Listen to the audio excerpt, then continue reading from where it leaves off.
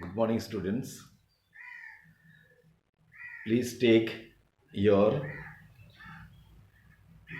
history book, open civics section.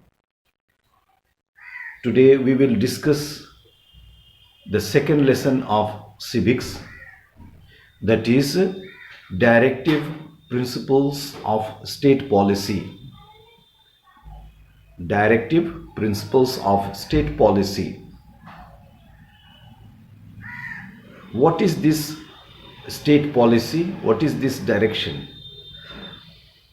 When India got freedom,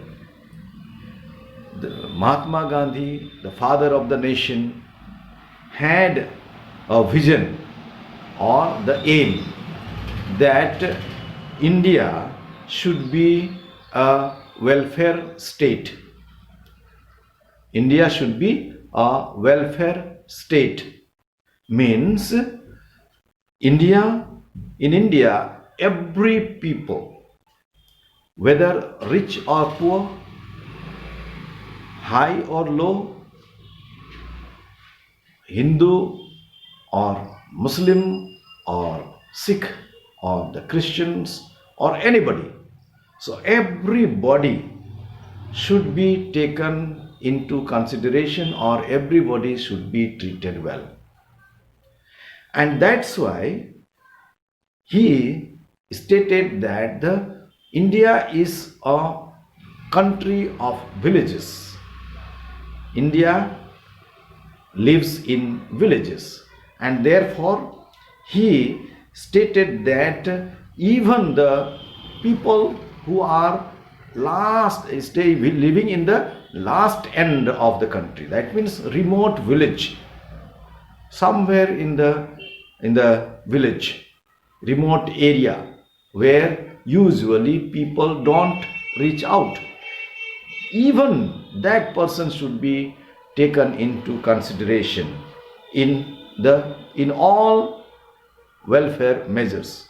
And so that was the vision Mahatma Gandhi had.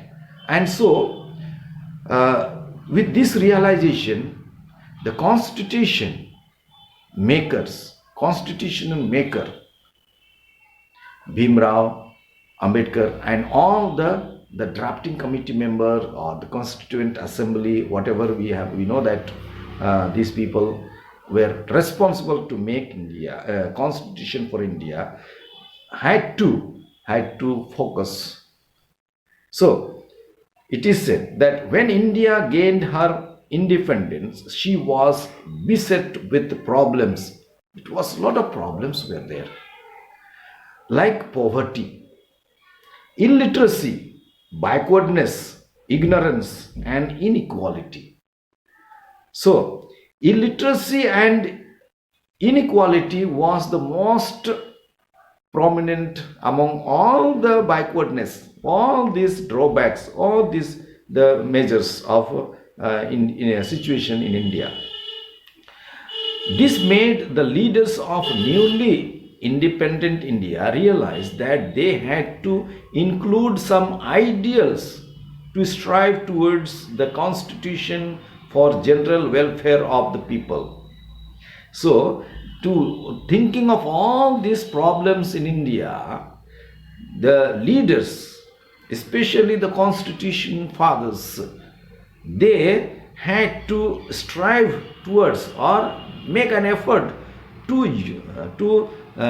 think of the people, all the people, without any discrimination, without any prejudices.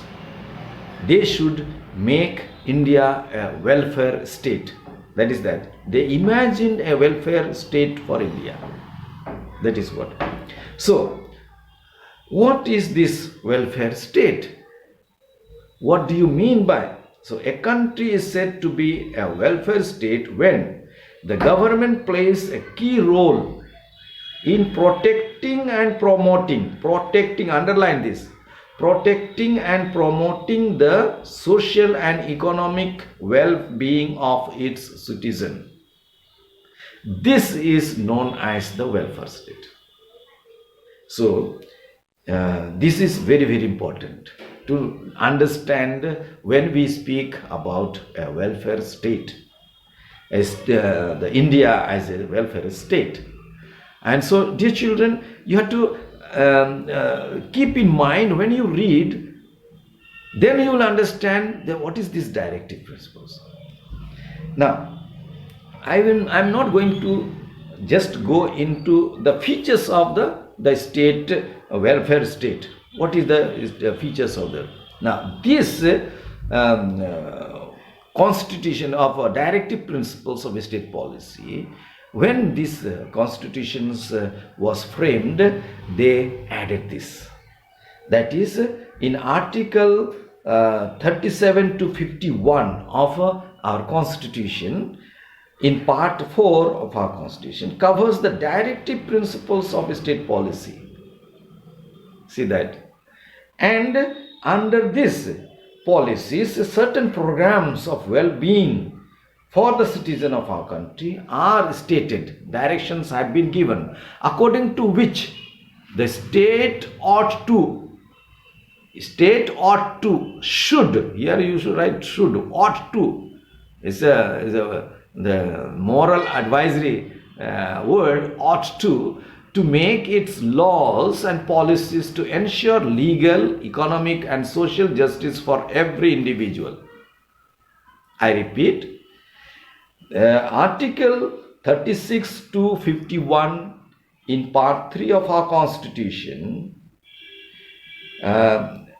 gives the directive principles of state policy, under which certain programs of well-being for the citizen of our country, or well-being of the citizen of our country, certain directions in this article, in this constitutional part, direction has been given to the government, when they make policies, when they make any laws or any scheme, when they take out, they have to ensure, they have to make sure, ensure means make sure, that the legal, economic and social justice for every individual of our country should be taken into consideration. And so that is what, this is the basic manifesto or the aim of and the aspiration enforced in the court of law, that this directive principle of state policy should be taken into consideration when the government, any government, makes policies or laws for the people. So what is this then? What are the things that are stated? What are the features of the state policy? Now come to the back page, that is page number 122, the features of welfare state. Features of a welfare state. The government takes the responsibility of well-being of its citizen. Number one. Number two, it ensures this direct principles of welfare states ensure that equal distribution of wealth among all its citizens.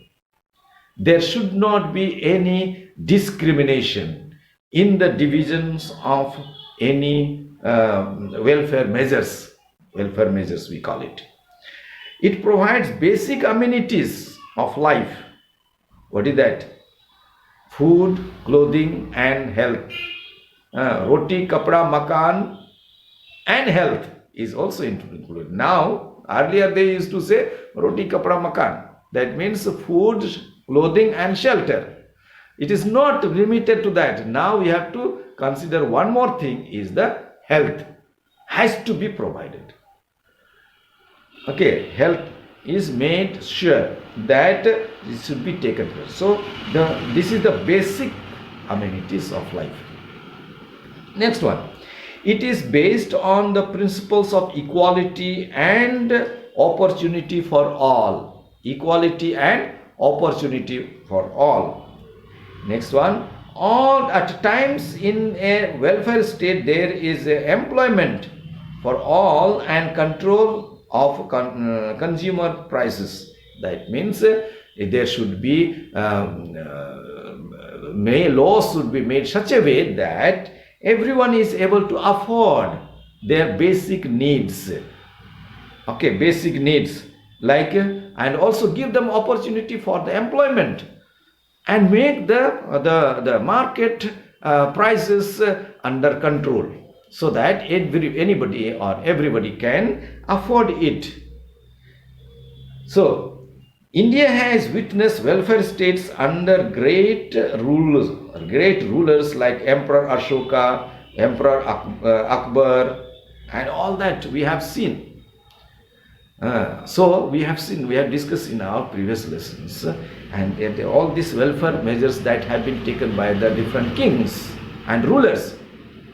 So it is not that new thing actually. So now when India has become free and governance has into the hands of the people, it has become a democratic, then it has to be all the citizens have to be taken into consideration, their all well-being. So this is what it means. So when these things, Akbar too had created an empire where every individual was treated equally, and all religions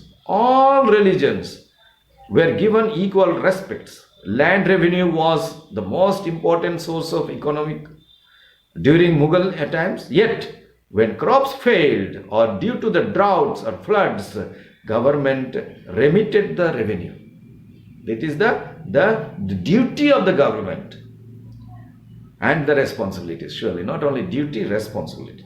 Akbar also introduced a number of social reforms to make the lives of his subjects easier.